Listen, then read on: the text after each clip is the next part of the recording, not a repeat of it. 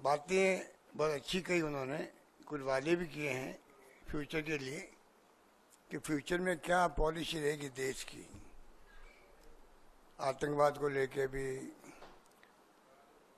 Atomic energy को या atomic bomb को लेके भी, सब बातें उन्होंने कही, अच्छी बात है। पर जो पूरा देश इंतजार कर रहा था कि जो अचानक सीज फायर हुआ, उसको देश पूरा समझ नहीं पा रहा है, कोई नहीं समझ पा रहे हैं। ऐसा कभी होता नहीं है कि वो भी गुप्त तरीके से सीक्रेट रख के कैसे हो सकता है। पब्लिक डोमेन में बात आती भाई कि हम चर्चा कर रहे हैं युद्ध कैसे रुके, हम भी नहीं चाहते युद्ध करना, क्योंकि सबसे अच्छा काम सेना ने ये किया, जिनको हम सब सलाम करते हैं। उन्होंने जो है पहले दिन ही जो अटैक किया, उसमें ना सिविलियन कोई जगह पर और ना कोई पाकिस्तान के सैनिक अड्डों पे भी नहीं किया, जबकि दुश्मन देश है वो अटैक कर सकते थे। सिर्फ और सिर्फ 9 जगह चुन करके उन्होंने अटैक किया जो आतंकवाद के अड्डे थे। तो पूरी दुनिया में इसकी तारीफ हुई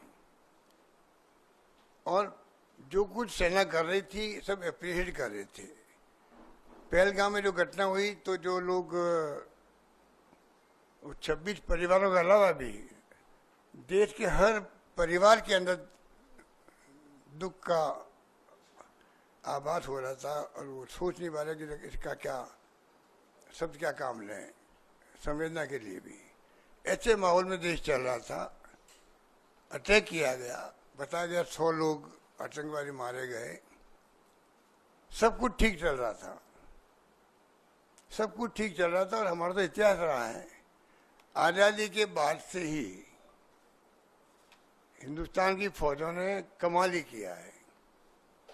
गोवा से बात शुरू करें अपन, गोवा में तो 61 में शायद उसको हमने छुड़ा लिया पुर्तगालियों से, उस वक्त भी युद्ध हुआ था। बचपन मुझे याद है, जब मैं खुद स्कूल में पढ़ता था तब की बात है। 74 में सिक्किम को छुड़ा लिया। अमेरिका का दबाव हिंदुस्तान पे हर वक्त रहा है, चाहे गोवा हो चाहे वो सिक्किम हो। उसके बाद बांग्लादेश का तो 71 का आपको मालूम ही है। बांग्लादेश की घटना को भी हमने उसको और जो पॉलिसी एनडीए गवर्नमेंट की दबा के रखने की इतिहास को, उसके कारण से नई पीढ़ी तो पता ही नहीं, वो समझ नहीं पाएगी कि हो क्या रहा देश के अंदर। वो उसको गर्व करने की स्थिति नहीं रहेगी उनकी। किस प्रकार 2 टुकड़े कर दिए पाकिस्तान के, 93,000 सैनिकों को, कर्नल जनरल सबको सरेंडर करवा दिया। वो वक्त भी देखा हम लोगों ने। मैं खुद बचपन में गया था 71 के बाद के वक्त में, शरणार्थी शिविर लगे हुए थे वहाँ पर, 1 करोड़ लोग आ गए थे इंडिया के अंदर। तो हम एनजीओ के माध्यम से गए वहाँ सेवा करने के लिए। तो मुझे याद है कि वो दृश्य क्या था वहाँ पर और किस प्रकार वो बाद में इतनी बड़ी जीत के बाद में उस पर भी अमेरिका का 7वां बेड़ा आ गया था, निक्सन साहब ने भेज दिया, दबाव दिया इंदिरा गांधी पर, झुकी नहीं इंदिरा गांधी, परवाह नहीं करी 7वें बेड़े की। ये भी वक्त था हमारा जब ये सब कुछ हुआ। शिमला समझौता भी हो गया कि हम 2 राष्ट्र के बीच में बात करेंगे, तीसरा राष्ट्र पिक्चर में नहीं आएगा। अभी जो ट्रम्प साहब पिक्चर में आ रहे हैं वो पता नहीं इनकी कंसर्न से आ रहे हैं सरकार की या वो अपने हिसाब से आ रहे हैं। वो भी देश के सामने स्पष्ट करना चाहिए प्राइम मिनिस्टर को, एमईए को, कि भाई वो ट्रम्प साहब जो सब कुछ कह रहे हैं आज के टाइम में, उसके पीछे क्या राज है, क्या दबाव है, हम क्यों सुन रहे हैं, स्पष्टीकरण क्यों नहीं दे रहे हम लोग।